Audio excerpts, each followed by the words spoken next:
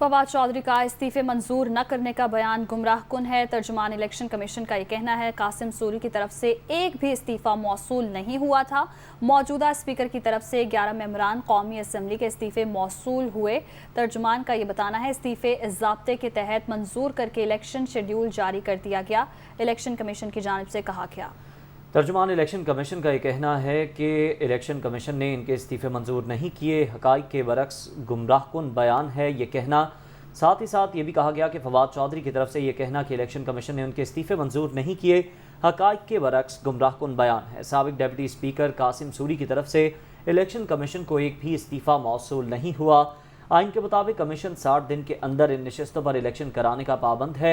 इस्तीफे ज़ाब्ते के तहत मंजूर करके इलेक्शन शेड्यूल जारी किया गया। स्पीकर की जानिब से जब भी इस्तीफ़ा मौसूल होगा उस पर कानून और ज़ाब्ते के मुताबिक अमल किया जाएगा।